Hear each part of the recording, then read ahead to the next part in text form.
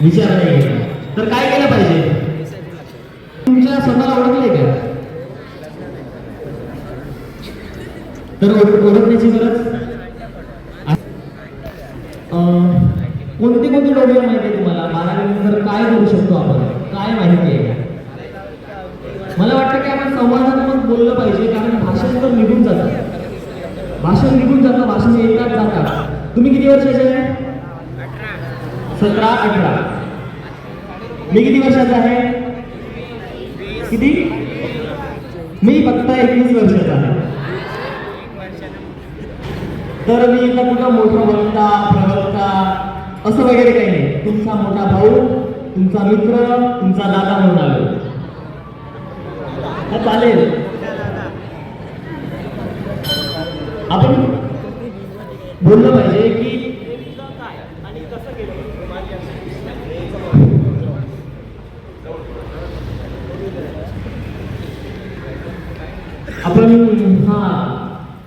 आपण आपला चंद्रपूर जिल्हा कशासाठी ओळखला जातो? कशासाठी? कोळसा.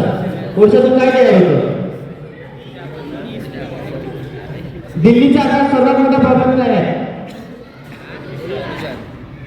किती AAQ आहे त्याचं? Air quality index. कशासाठी? संघर्ष. 500 साठी प्रोटेस्ट होत आहे. तर एक रिसर्च सांगतो 2022 ला चंद्रपूरवर स्टडी झाली, त्यात चंद्रपूरचं AIQ 400 दाखवलं 2022 मध्ये. तर आता 2022च्या स्टडीत एक शिकागोची मुलगी आली, तिने स्टडी केली, दिल्ली युनिव्हर्सिटीमधून शिकली होती. तर तेव्हा आपल्याला आढळलं की चंद्रपूरचं AIQ हे 400 होतं. तर आता वाढलंच असेल, ते वाढलंच असेल ना. चंद्रपूर सिटी ही भारतातली 4थी पोल्युटेड सिटी आहे. 4थी पोल्युटेड सिटी. आपला एक्स्ट्रीम हीट वेव्ह प्लॅन, आपलं हीट वेव्ह एशियामध्ये सगळ्यात टॉपला असतं. आणि आमच्या फॅकल्टी इथे आले होते, मी जिथे आता शिकतोय IITs ला, इंडियन इन्स्टिट्यूट ऑफ ह्युमन. आता आपण स्पर्धा परीक्षा आणि या संदर्भात जेव्हा बोलतोय, ऍडमिनिस्ट्रेटिव्ह बॉडीबद्दल, प्रशासनाबद्दल जेव्हा बोलतोय, तुम्ही मला आवर्जून सांगा, जेव्हा आपण ऍडमिनिस्ट्रेटिव्ह बॉडीबद्दल बोलतो, सुधारणा आपण कधी असावी. चांगली नावाची चंद्रपुरात भेट दिली होती. तिने ऍडमिनिस्ट्रेटिव्ह बॉडीसोबत बोलताना तिने विचारलं की तुमच्या चंद्रपूरचं AIQ काय आहे? तुमच्या चंद्रपूर भारतातली 4थी पोल्युटेड सिटी आहे, ती 3rd टायर सिटी असून एवढं पोल्युशन या सिटीची जर असेल तर तुमचा एक्स्ट्रीम हीट वेव्ह प्लॅन काय आहे? तर आपला एक्स्ट्रीम हीट वेव्ह प्लॅन फक्त एक्सेल सीट मध्ये काही नाव आणि नंबर होते. हे किती मोठी शोधांतिका आहे. जर आपल्या एक कलेक्टर लेवलचा माणूस त्या पदावर बसतोय, एका शहराला आपण सांभाळतोय, ज्या शहरात एवढा रिसर्च आहे, ज्या शहरांना पुण्यामुंबईला वीज पोहोचवली जाते, ज्या शहरातून एवढा मोठा रिसर्च तयार केला जातो, ज्या जिल्ह्यातून एवढा मोठा रिसर्च तयार केला जातो, आणि त्याचा एक्स्ट्रीम हीट वेव्ह प्लॅन हा एक्सेल शीटवर काही नाव आणि नंबर असेल तर किती मोठा फायदा मिळेल. याच्या आधी तुम्हाला माहिती होती का? तर तुम्ही चंद्रपूर जिल्हा आपण म्हणत असतो ना की आमच्यासाठी काहीच आपण करत नाही, पण आपण विद्यार्थी दशेत असताना आपले काय प्रयत्न आहे, त्यासाठी आपण काय प्रयत्न करतोय, आपण काय शिकतोय, हे खूप महत्वाचं आहे. 12वी नंतर काय, हा सगळ्यात मोठा प्रश्न आहे, तो आपण ओळखला पाहिजे. अगदी सोनवली या गावातले असेल, इथून फक्त 15 किलोमीटरला माझं गाव आहे. आणि मला तर वाटते सगळे आपले काय म्हणता येईल त्याला, एकदम दारिद्र्याच्या गरिबीच्या भांडवलानं आपण येतो. तर ते आपलं एक महत्वाचं कारण आहे की बाप का नाही शिकवत, मोठ्या स्ट्रीमला का नाही जात आणि चांगलं शिक्षण का नाही घेत, उच्च शिक्षण का नाही घेत. तर आपण मोठा प्रश्न करतो, बाबा आम्ही गरीब आहे, आमच्याकडे पैसे नाही. तसं काहीच नाही. ते सगळे आपण नाटक आहे, ते आपण केले नाही पाहिजे, ते बंद केले पाहिजे. अगदी 12वी पर्यंत मी गावातच शिकले. 10वीला आमचे मित्रांची संगत आणि या सगळ्या गोष्टी आम्ही टॉप 5 मध्ये मी होतो. मला 10वीला 81% होते, माझ्या मित्राला 86% होते. माझा मित्र आदित्य कोले नावाचा मित्र महात्मा गांधी दर्शनवर शिकला आणि मी सगळ्यांच्या ऑपोजला, माझ्या सगळ्यांच्या ऑपोजला मंडळांच्या राहून मी गावात शिकलो. गावात मी आर्ट्स केले. 12वीत मला 75% आले. त्यानंतर 12वी नंतर काय हे डोक्यात हवा होती जेव्हा मोबाईल हातात आला होता आणि काही असं डोक्यात काही नव्हतं की काय केलं पाहिजे. फक्त चंद्रपूरला शिकायला जायचं, बाकी माहिती नव्हतं की काय केलं पाहिजे. SP कॉलेजला रजिस्ट्रेशन पण केलं होतं आर्ट्ससाठी, BA साठी. त्याच्यात क्लिअरिटी नव्हती की नेमकं काय करायचं, फक्त शहरात जायचं होतं. एक हवा राहते ना की एखादा दादा एखादा काका आपला असतो, आपल्याला तिथे जायचं असतं, पण क्लिअरिटी असली पाहिजे. त्यानंतर एखादा माणूस आपल्याला आजूबाजूला पाहत असतो, तुमचा मामा असेल, तुमचा दादा असेल, तुमची ताई असेल, तुमचे शिक्षक असेल, ते तुम्हाला ओळखत असतात. म्हणतात ना बाळाचे पाय हे पाण्यात दिसतात असं म्हणतात ना. तुम्हाला एखादं सजेशन देत असतं की बाबा तुझ्या मला हे दिसतं, कारण की स्वतःला ओळखण्यात खूप वेळ जातो, एका टाइम जातो, ती आपल्याला ओळखत नाही. पण दुसरा माणूस जो आपल्याला ऑब्झर्व करत असतो, तुमचं बोलणं, तुमचं वागणं, तुमची वैचारिक ताकद, तुम्ही कशी विचार करता आणि कुठल्या गोष्टी तुम्हाला इंटरेस्ट आहे, कुठले स्किल्स तुमच्यात आहे असं तुम्हाला बघत असतो. माझा मामा माझ्याकडे बघत होता आणि SRM कॉलेज आणि सुशलाबादचं तुम्ही जे नाव ऐकले ना, हे एक नाव केले आहे. आमचे सदस्य हे तिथे PhD करत आहेत. त्या विजयमूर्ती यांनी तिथे एक काय प्राध्यापक म्हणून आहे आणि मी SRM कॉलेजचा माजी विद्यार्थी आहे. मी तिथला फक्त रिसेंट पास आउट आहे 2025चा आणि आता सध्या मी IHS Indian institute of human settlement येथे MSc sustainability and science practice या कोर्सला शिक्षण घेतो. म्हणजे 2020ला नेट आला. नेट माहिती आहे तुम्हाला, न्यू एज्युकेशन पॉलिसी. त्यामुळे असं केलं भारत सरकारने, हा उद्देश तुम्हाला दिला आहे की बाबा तुम्ही कुठल्याही बॅकग्राऊंडला जा, तुम्ही BA करा, BSc करा, तुम्ही आर्ट्स करा, सायन्स करा, पण तुम्ही BCom मधूनही BA ला जाऊ शकता. म्हणजे मी BSW केलं, त्याच्यानंतर आता मी MSc करतो. याच्या आधी पॉसिबल होतं का? आता पण ते पॉसिबल आहे.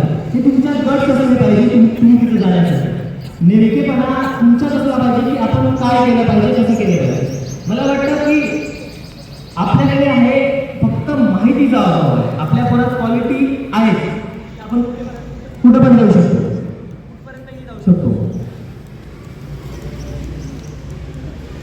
तुम्हाला काय आवडतं? लिहायला आवडतं, वाचायला आवडतं, काय करायला आवडतं? रील बनवायला आवडतं, रील स्टार. सगळ्यात जर आता कुठे घातकी असेल ना, संवाद करता करता खैरे सरांशी काल बोलणं झालं.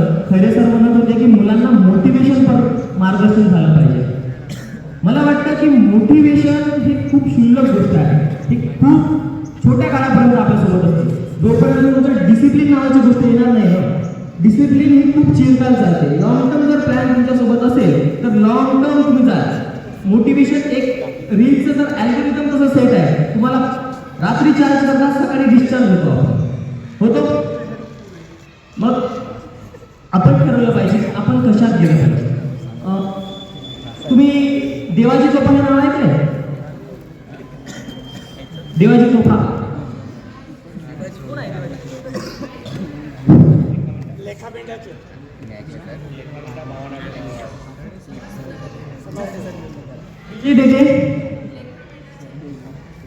विजय देते मॅडम.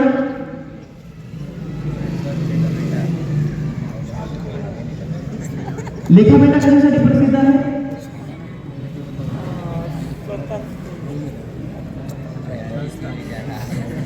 बरोबर बोलतोय दादा. सामूहिक वनहक्क कायदा कधी आला? 2006. आणि हा भारतातला पहिला गाव आहे ज्याने सामूहिक वनहक्क दावा मिळवला आणि लागू झाला, अंमलबजावणी झाली. ही किती मोठी ताकद आहे. देवाजी चोपडा गडचिरोलीमधून येतात. गडचिरोलीला लेखमंडळ या छोट्याशा गावातून तो माणूस पॉलिसीपर्यंत जातो. तर मला असं एक वाक्य आठवतं, मी ते त्या ओळी लिहिली आहे. जमिनीवरच्या माणसांनी नेहमी जमिनीवर राहावं, जमिनीसाठी लढावं, भिडावं, थेट व्यवस्थेशी अंगी आभाराची उंची घे. ही क्वालिटी आपल्यात आहे. विजय देते हे आपल्या इथल्या पाचगाव, पिंपरीकडे जातो तो गाव, तिथे पाचगाव आहे. हे पाचगाव अगदी 60 घरांचे वस्ती असलेलं गाव आहे सर. जेव्हा मी तिथे सेकंड इयरला असताना विजिट केली, अजिंक्य प्रेमजी युनिव्हर्सिटी या टीम सोबत मी तिथे गेले होते. तेव्हा मी ऑब्झर्व केलं, अगदी 6 जणांचं गाव. आम्ही असंच बसलो होतो मॅच टाकू. अजिंक्य प्रेमजीची विप्रोची टीम आली होती त्यांना फंड देण्यासाठी. आम्ही जेव्हा त्यांच्यासोबत बसलो, इथला आजोबा होता. तर तो आजोबा म्हणते, इथे खूप कलेक्टर, मंत्री, संत्री सगळे आले. इथं खुर्चीवाली सिस्टम नाही. आम्ही सगळ्यांना खाली बसवतो.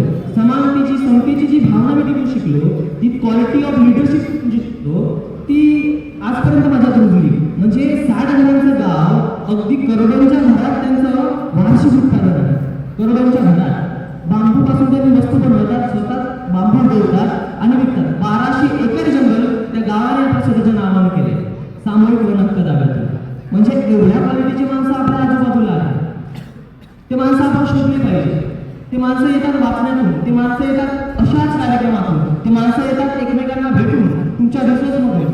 आम्ही आता इथपर्यंत आलो, एकदम गावातला पोरगं वयाच्या 21व्या वर्षी कशामुळे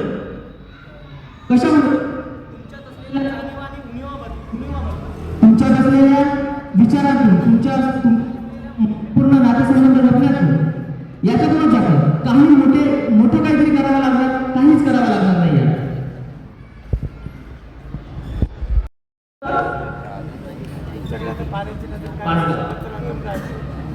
मग तुमचं ते असेल ना की आपण गावाकडे गेलो तर माझ्या गावाचा विकास नाही झाला, सरपंचाच्या नावावर आपण बोटं पडत असतो. किती गाव आहेत तुम्ही पेसा म्हणून येतात? पेसा येतो तुमच्या गावात. पैसा नाही, पेसा. किती गावची सरपंच पद आदिवासींसाठी राखीव आहे आता समजा? नाही. कुठल्या गावचे आहे तुम्ही? इथलेच आजूबाजू.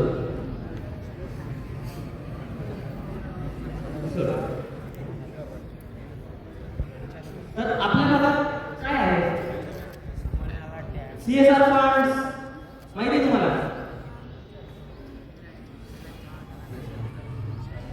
कोणत्या कंपन्या आपल्याकडे? काय उत्पादन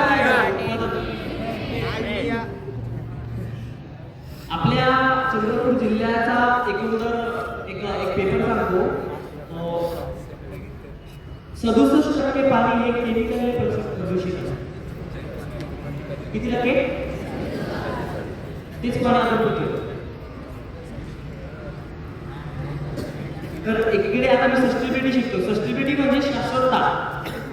एका जनरेशन टू अदर जनरेशनला आपण ती रिसोर्स, ते ऍक्सेस, त्या वस्तू, ते इन्स्टिट्यूट, ते झाडं, ते जंगल, ती नदी, ती पाणी, ती संस्कृती कशी पोहोचवू, यासाठी माझं शिक्षण चालू आहे. तर एकीकडे विचार येतो की अगदी 3 महिने आहे. जेव्हा ऑब्झर्व करतोय आणि सिटीचा जेव्हा अभ्यास करतोय, एकदम गावातून जाऊन गावातून रूट्समधून उठून आपण एखाद्या अर्बन स्टडीत जाऊन अर्बन प्लॅनर म्हणून उदयास यावं, हे आपल्यासाठी खूप महत्त्वाची गोष्ट आहे. आणि हे तुम्ही सुद्धा करू शकता. मला असं वाटते की मी फार असं स्पर्धा परीक्षा आणि काय म्हटलं व्यक्तिमत्व विकास याच्यावर बोलायचं. तर मला वाटते की आज मी त्या विषयाला थोडं मोडलं पाहिजे. स्पर्धेचं जग आणि आपला विकास. आज काय आहे जग? स्पर्धेचं जग आहे. आणि त्यात आपण काय केलं पाहिजे? आपला विकास. या जगात आपल्याला जर टिकायचं असेल तर आपला विकास केला पाहिजे. तर आपण स्वतः ओळखला पाहिजे आणि तुमच्या त्या जाणीवा तयार झाल्या पाहिजे. एकंदर रिलेशनशिप स्टेटस आणि कपल गोल जेव्हा बोलत असतो, मला नेहमी वाटतं की कपल गोल असावे सावित्री आणि फुलेंसारखे. आपण आपल्या समाजासाठी काहीतरी देणे लागतो, तर समाजाचा आपल्याला काहीतरी द्यायचं आहे. तर एकंदर आपण गावातला माणूस फक्त शिक्षणाने मोठा होऊ शकतो. आपण जे काही विज्ञानात आणि आपल्या देशाला काही उंचांक जे घातले, फक्त शिक्षणाने घातले. आणि त्या शिक्षणात जर आपल्याला पुढे जायचं आहे तर आपल्याला क्वालिटी एज्युकेशन घेतलं पाहिजे. तुमच्या आजूबाजूतले, तुमच्या गावातल्या ओळखीचे असं IIT फेलो, IIT म्हणजे ITI नाही बरं आपलं, IIT, मोठ्या Pune university, Mumbai university, Delhi university असं असलेल्या कोणाचा भाऊ आहे का शिकत? कोणाचा भाऊ काही असं शिकतोय का?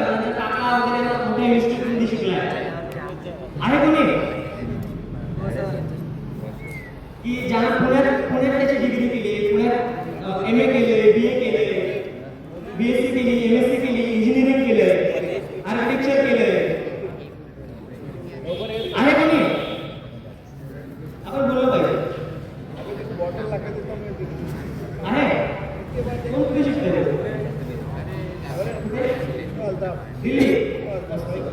त्याच्यानंतर आता त्याच्याकडून तुला काय शिकायला मिळेल?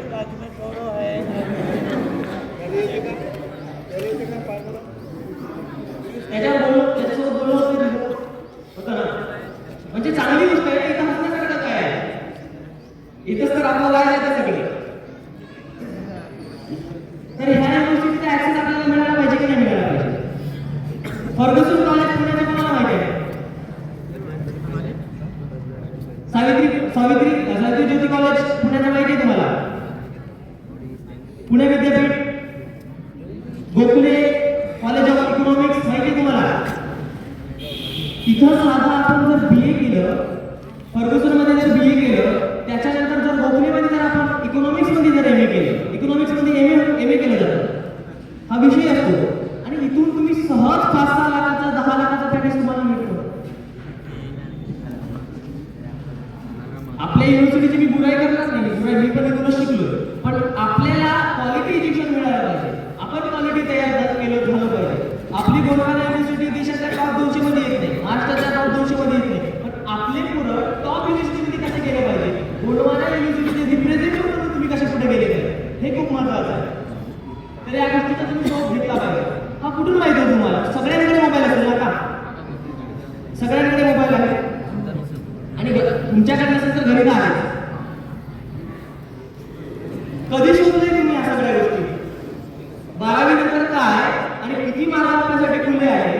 आपल्या जिल्ह्यात कोणकोणते माणसं आहेत, कोणकोणते माणसं ग्राउंड लेवलवर काम करत आहेत, कोणकोणते माणसं टॉप लेवलला गेलेले आहेत, असे कधी कोण शोधले? आपल्या जिल्ह्यातला दीपक चटम माहिती आहे तुम्हाला? माहिती आहे? कोण आहे? नाही माहिती. चेवनिंग स्कॉलर आहे तो ब्रिटिश सरकारची त्याला फेलोशिप मिळाली आणि ती लंडनमध्ये लॉ केले. जे भारत चौधरी नावाचा एक ट्रक ड्रायव्हरचा मुलगा आज इडनबर्ग युनिव्हर्सिटी ऑफ इडनबर्ग मध्ये PhD करतो. बल्लारशाचा जय चौधरी, आपल्या बल्लारशाचा जय चौधरी. म्हणजे एवढ्या क्वालिटीची माणसं आपल्या जवळ आहेत, पण आपल्याला त्यांचे नाव सुद्धा माहिती नाही. ही त्यांची चूक नसून ही आपली चूक आहे. आपण त्यांच्यापर्यंत पोहोचलो नाही. फक्त एका क्लिकवर येतं सगळं, फक्त एका क्लिकवर. तुमचा काय म्हणते याला, तुम्हाला आठवण राहतात का सगळ्या गोष्टी? राहतात की नाही? नाही राहतात. नाही म्हणलं तुम्ही नोट्स घेत नाही, लिहित नाही, साठवून ठेवत नाही, तर मला वाटतं तुम्हाला खूप दीर्घकाळ लक्ष राहत. असंच मस्त लक्षात राहत नाही तुमच्या. हे गोष्ट तुमच्यात असली पाहिजे. म्हणजे इथे येतात लोक, भाषण देतात, जातात. याने आपल्या जीवनात 5% सुद्धा परिणाम नसता आला ना तरी खूप आला. एवढे जीवापार मेहनत करून तुमच्यासाठी शिक्षण अरेंज करतात, त्या माणसाशी बोललं, स्वतःची झोप पडून ही प्राध्यापक तुमच्यासाठी झटत आहे. कोण झटतं? आई बाबानंतर जर विद्यार्थ्यांचं भलं व्हावं, माझ्यापेक्षाही माझे पोरं पुढे जावं असं कोणाला जर वाटत असेल तर शिक्षक म्हणून काय त्यांचं आपण मुली असलं पाहिजे. त्यांच्यासाठी आपण टाळ्या वाजवल्या.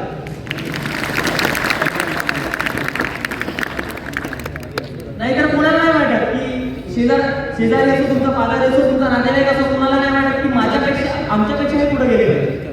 आई बाबानंतर प्रामाणिकपणे जर कुणाला वाटत असेल ते आपले शिक्षक आहेत. त्यांचा आदर, त्यांच्याशी आपला बॉन्ड हा नेहमी असला पाहिजे. त्यांच्याकडून आपण काय घेतो, त्यांच्याकडे आपला हट्ट असला पाहिजे. सर आम्हाला या गोष्टीचं माहिती पाहिजे, हा ऍक्सेस तुम्ही द्या. ते ऍक्सेस मिळवून देईल तुम्हाला. नसेल त्यांना जमेल तर तरी माणसं आणतील, सेशन अरेंज करतील. मी अगदी 2 वर्षापूर्वीची मला एक घटना आठवते. मी 2022ला जेव्हा SRM गेलो तेव्हा आमचं समाजकार्याचं महाविद्यालय आहे. तेव्हा मी इथे मॅजिक ऑफ इंडिया फाउंडेशनची इथे सेशन चालले होतं ह्याच त्याच्यात, आणि मी इथे बसून आम्ही सगळ्यांनी फोटो काढला होता. म्हणजे इथे येऊन त्या संस्थेत व्हॉलेंटिअर बेस काम करण्यापासून तर तुमच्यापर्यंत येऊन माईक घेऊन बोलण्यापर्यंतचा हा प्रवास तो आहे. तर चांगला वाटतं मला की एक एक गोष्ट तुम्हाला कनेक्ट जाईल. तुम्ही लॉंग टर्मचा विचार केला पाहिजे. प्लॅन कसा, तुमची स्पर्धा हे फक्त तुमच्याशी असली पाहिजे. तुम्ही 2 वर्षात काय आहे, तुम्ही म्हणजे 2 वर्ष आधी तुम्ही कसा होता, 2 वर्षानंतर तुम्ही कसा राहील, आणि पुढच्या 5 वर्षात आपण पुढे जाऊ, ह्या गोष्टीचा तुमच्या ऍक्सेस असला पाहिजे. ह्या गोष्टीचा तुम्हाला विचार असला पाहिजे. नेमकं काय बोलावं, मला वाटतं की तुमचा तो प्रश्न घेऊन मी बोललं पाहिजे की बाबा तुमचे प्रश्न असले पाहिजे की नेमकं काय करायचं, नेमकं आम्हाला काय करायचंय दादा, की मला याच्याबद्दल माहिती सांगा, युनिव्हर्सिटीबद्दल सांगा. तर देशातल्या काही कोणाला ग्रामीण लेवलवर काम करायचं आहे, ग्राउंड लेवलवर गावासाठी काम करायचं आहे कोणी, मग काय करायचं नेमकं? थोडं जोरात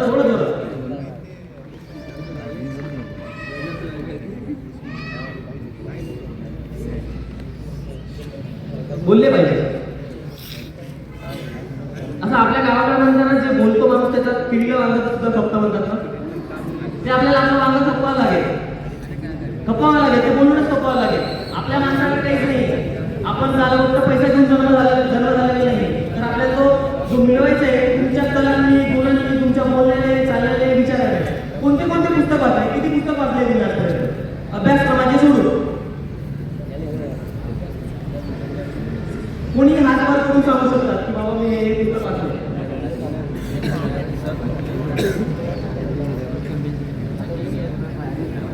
नाही वाचलंय. तर आता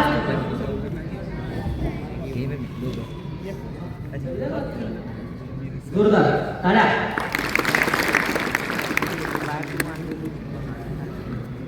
अशी चळवळ हा शब्द ऐकले तुम्ही? काय असते चळवळ?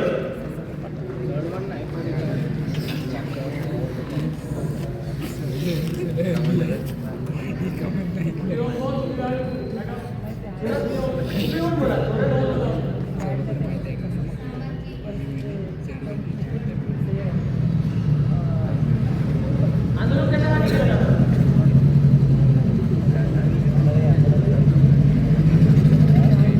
सुट्टी वेळ.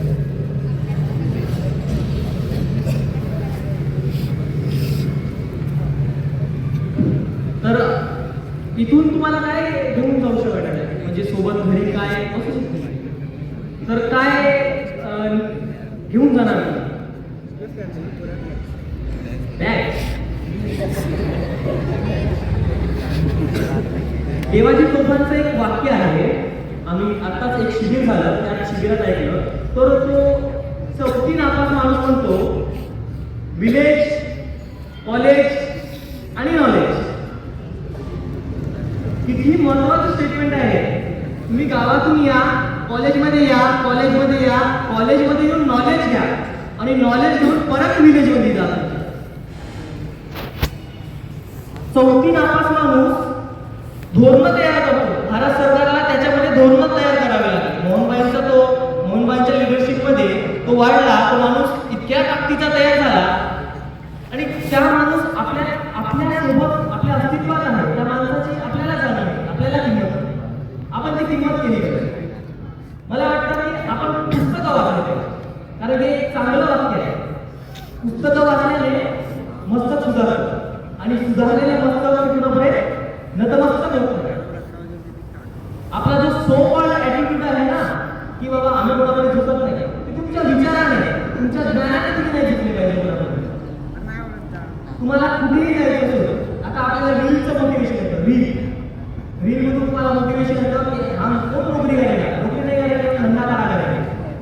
धंदा जर उभा करायचा आहे, जॉब चांगल्या जागी तुम्हाला ठिकाणी चांगला व्यवसाय उभा करायचा, तर एवढ्याच क्वालिटीचं एज्युकेशन खूप महत्त्वाचं आहे. जेवढ्या क्वालिटीचं तुम्ही एज्युकेशन, आणि तुम्ही जर स्टार्टअप आणि ह्या सगळ्या गोष्टी जर आजूबाजूला बघून स्टार्टअप उभा करतो पण आहे, तर त्या स्टार्टअपला त्या पद्धतीची स्किल्स आणि त्या पद्धतीचं नॉलेज तुमच्याकडे खूप महत्त्वाचं आहे. आपल्या चंद्रपूर जिल्ह्याला भद्रावतीत एक गाव आहे, हेमिसळी म्हणून. तिथलं एक पोरगा आहे, सारांनी बोबडे, अगदी 30 वर्षाचा पोरगा आहे. आज त्याची 400 करोडची कंपनी आहे. गावाला मुकलेले पोरगं आज बँगलोरच्या टॉपच्या एरियात डोनेट काय नावाचं तुम्ही सर्च करू शकता. सारंग बोबडे नावाचं पोरगं अगदी चंद्रपुराच्या भद्रावती तालुक्यातून येतं आणि बँगलोरात अगदी वयासाठी किती त्या सांगायची कोणी वयाच्या 25 वर्षाचा असताना त्याच्यावर ईडीची धार पडली. हे स्वप्न असले पाहिजे. गावातून कुठून माणूस वयाच्या 25 मध्ये त्याच्या ईडीची धार पडली आणि ईडी सांगते की सारंग तू इतक्या कमी वयात पिढी तुझ्यावर पडणारा हा पहिला पडतो हे आपले आदर्श असले पाहिजे.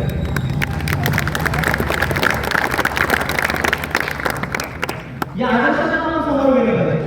आजूबाजूला बरेच माणसं आहे आपल्याला, आपण त्यांच्याकडे असतात. तुम्ही तुमच्या क्वालिटी निर्माण करा, आपोआप माणसं तुम्हाला टिकून जातील.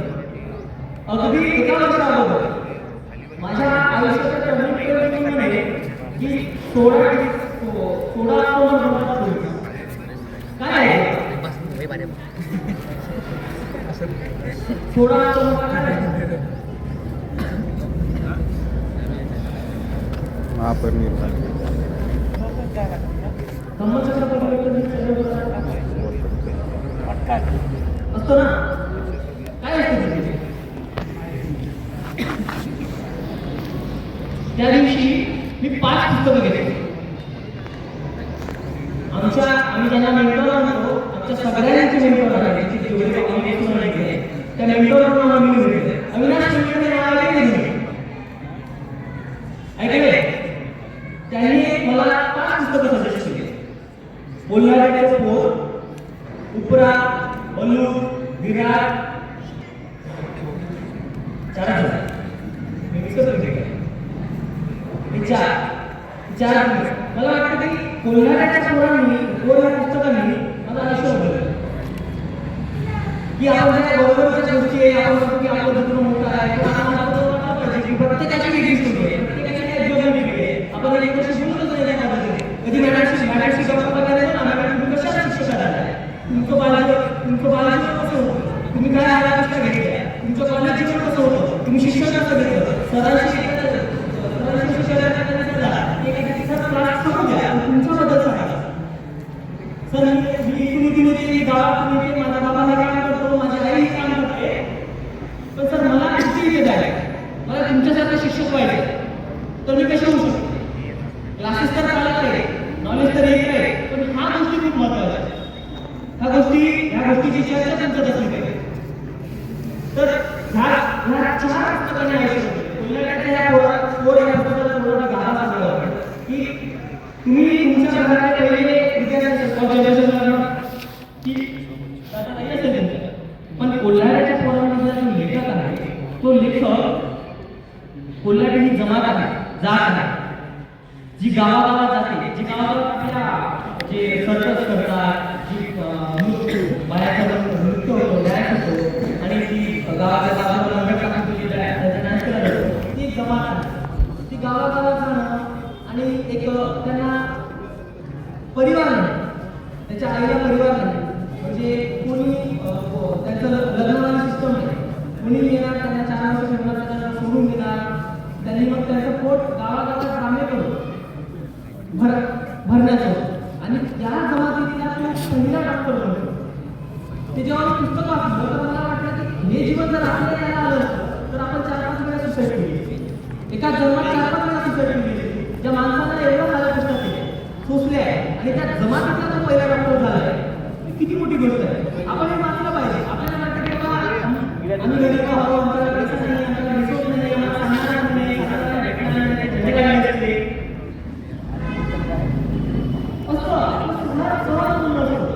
पण आपल्याला जर झुंबे करायचे आहे तर आपले जमिनीतून बोलते का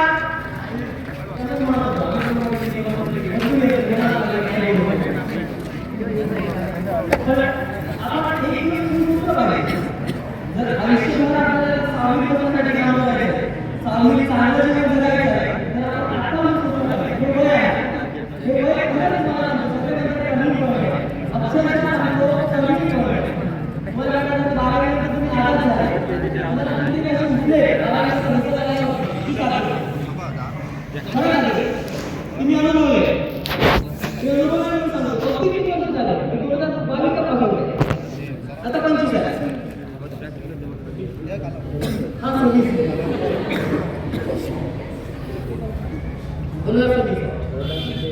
अगदी 3 वर्ष झाले. मग तुमचा कोर्स तुमचा प्लॅन असला पाहिजे. तुम्ही आधी जिल्हा स्तरावर शिक्षण घेतलं पाहिजे, जिल्हा समजून घेतला पाहिजे, शेवटी आपला गाव एकदा कोणाचं नाव झालं पाहिजे. सगळे बसलेले जे लोक आहेत ते फर्स्ट जनरेशन लर्नर्स आहे आणि गाव आम्ही गावातून येतो, गावातून येतो, गावातून आमचा उदरनिर्वाह होतो, आम्हाला लॅपटॉप नाही भेटलं, आम्हाला स्किल्स नाही भेटल्या, आम्हाला एक्सेल नाही येत, आम्हाला वर्ड नाही येत, ह्या गोष्टीचा भाव नाही करायचा. लास्ट मारे तिथून पाणी काढायची क्षमता आपल्याला असली पाहिजे. तुमच्यातली क्वालिटी तुम्ही ओळखली पाहिजे. कोणी चांगलं लिहितं, कोणी चांगलं चित्र काढतं, आपापल्या क्षेत्रात वापरा, आपापल्या क्षेत्रात जा. कोणी सांगते म्हणून त्यात नको.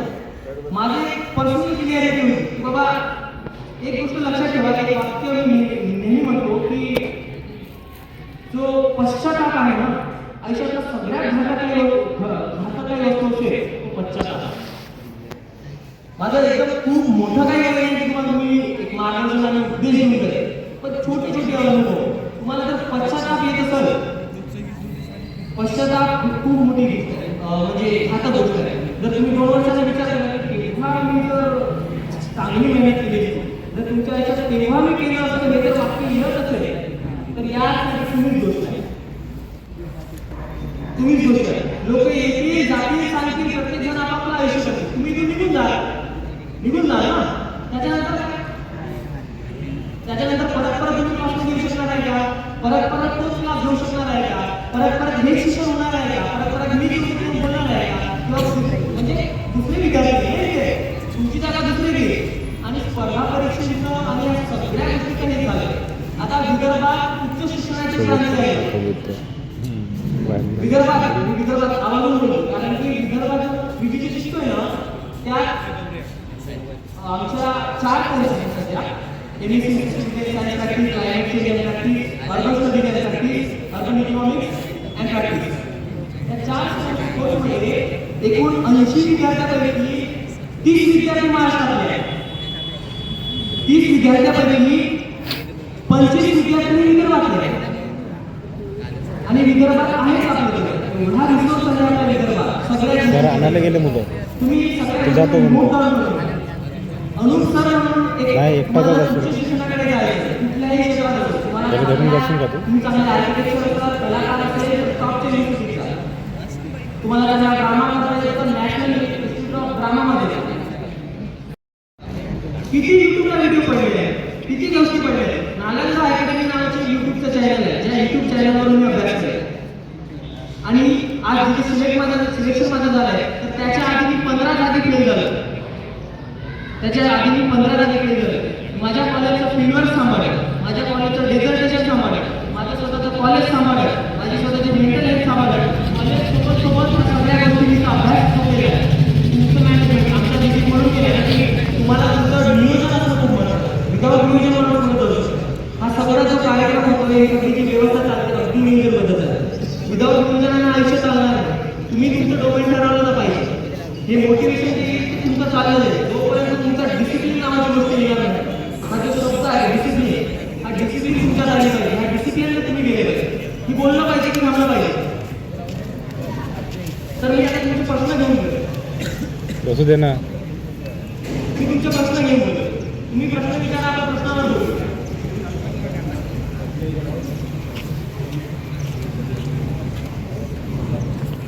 बोला तुमची वाणी किंवा लवकर.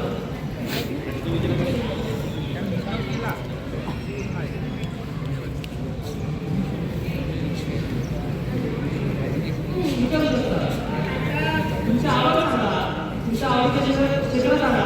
आपण आवडीच्या क्षेत्र सुरू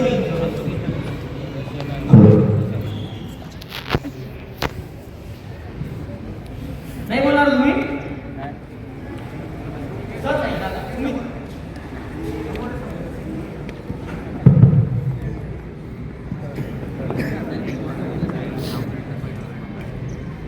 सायन्स फॅकल्टीमध्ये पुढचं एज्युकेशन घेण्यासाठी टॉप कॉलेजेस कोणते आहेत?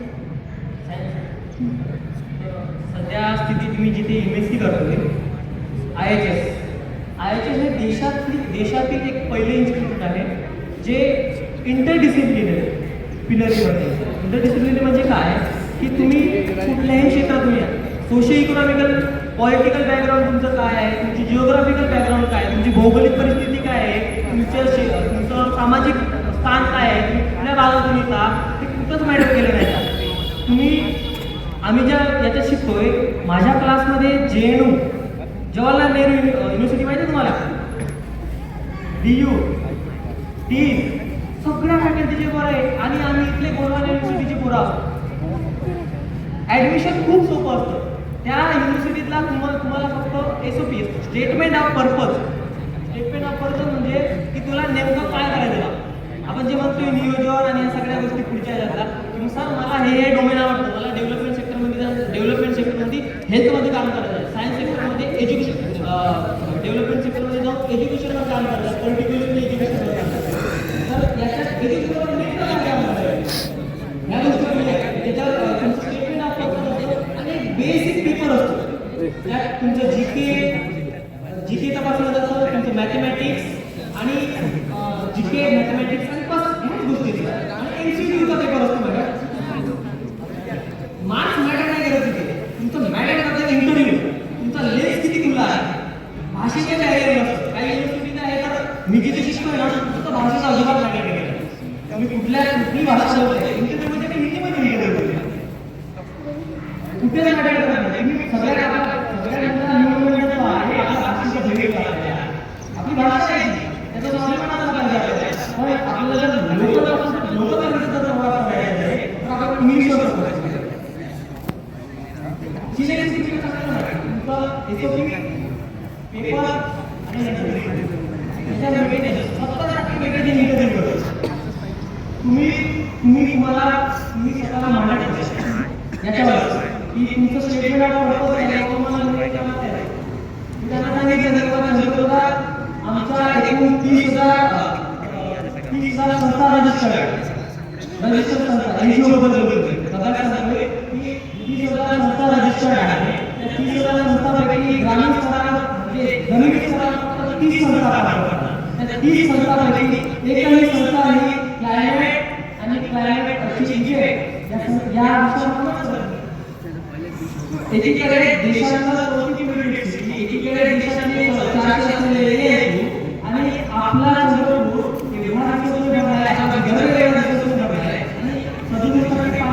घोषित आहे आणि त्याच्यावर एक संस्था एक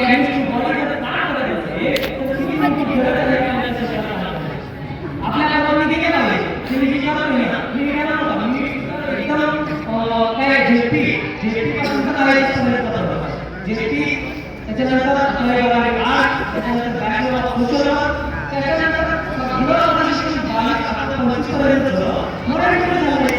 मराठी शिकलोय. त्याच्यानंतर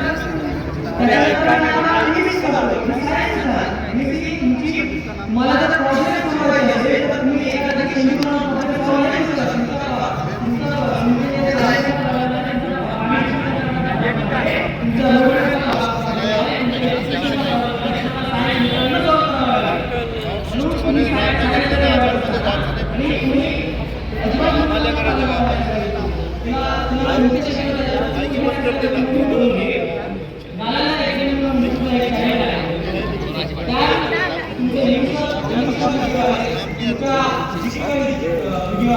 तुमच्या कन्व्हर्सेशनवर तुमच्या कम्युनिकेशनवर व्हिडिओ आहे ते सगळे व्हिडिओ तुम्ही तुमच्याकडे ॲक्सेस आहे आणि त्या मोठ्या मोठ्या कनेक्ट कसं करताय इंस्टाग्राम आणि त्या म्हणतोय ना एकला वेळी त्या फाउंडेशनला तुम्ही कनेक्ट व्हा इंस्टाग्राम आणि नालंदा अकॅडमीला तुम्ही कनेक्ट व्हा. हे विदर्भातले ज्ञानस्रोत आहेत. तुम्हाला जर बाकी प्रश्न असेल तर आपण याच्या सेशन नंतरही बोलू शकतो. आणि मला वाटतं की तुम्ही याच्यातून फक्त 2-3 गोष्टी घेऊन गेलेल्या आहेत. रिसोर्स तुमच्या फक्त एका क्लिकवर आहे. मोबाईलचा आपण वापर कसे करतो याच्यावर एका क्लिकवर आहे. तुम्ही युट्यूबला काहीही सर्च करा, काही गुगलला काहीही सर्च करा, आपण सर्चच करत नाही. हे माझ्यासोबत सुद्धा होतं. आता लेन्सेस हळूहळू खुलत गेले. हे लेन्सेस तुमच्याकडे जिथे ज्या प्रश्न मला केला आहे ना तोच प्रश्न गुगलला कर, तुला गुगल सांगेल. आणि आम्ही तर आहोत सगळे कनेक्शन तुला SOP मध्ये मदत करेल, ज्यांना कोणाला इंटरव्ह्यूसाठी मदत हवी इंटरव्ह्यूसाठी आम्ही मदत करेल. आपली इमर्जन्सी आहे मला वाटतं की मी एवढं थांबलं पाहिजे. नाव नाही 2-3 बी ठेवायचं.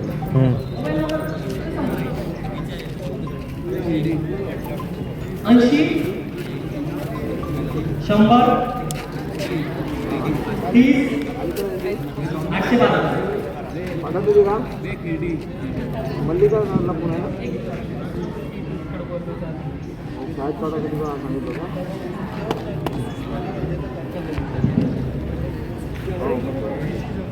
सर तुम्ही सर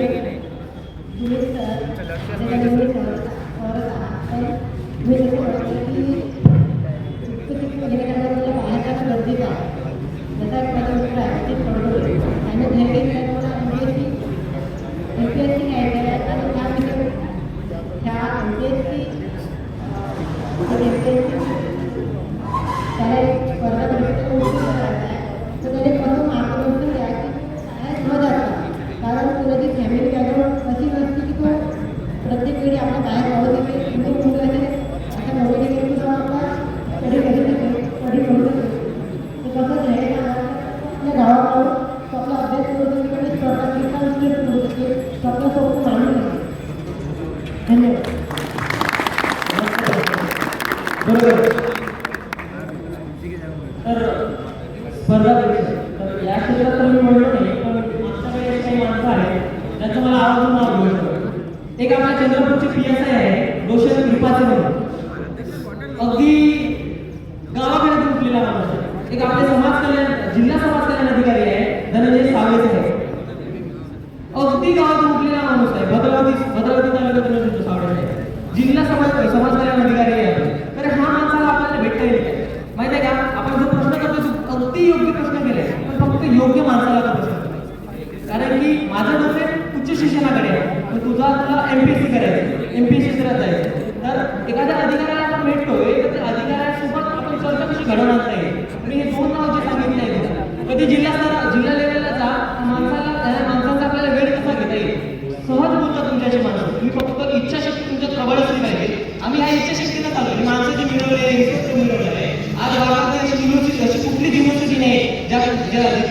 जिथला कॉन्टॅक्ट माझा कॉन्टॅक्ट नाही आहे सगळ्या युनिव्हर्सिटीच्या परवाच्या माझा कॉन्टॅक्ट आहे तुम्ही तुमचं कम्युनिकेशन स्किल्स वाढवलं पाहिजे तुम्ही तुमचा प्रश्न केला कृपाचे सरांना कसं भेटता येईल याचा शोध माझा नंबर घे आम्ही त्याचा कनेक्ट करून देऊ आणि सावळे सरांची कसं भेट घेते त्यांनी असतात तिथे आणि त्यांचा एक वेळ पण असतो की आपल्या समस्या घेऊन जी मुलं येतात विद्यार्थी येतात त्या वेळेला त्यांना भेटतात आपण आपली गमत दाखवली पाहिजे आपण थोडी हिंमत करून त्यांना भेटत पाहिजे ही जी हिंमत इथपर्यंत केली आहे ना ही हिंमत करून इथपर्यंत जा आपल्याला नक्की तिथं प्रश्न करेल मी थांबतो खूप वेळ झाला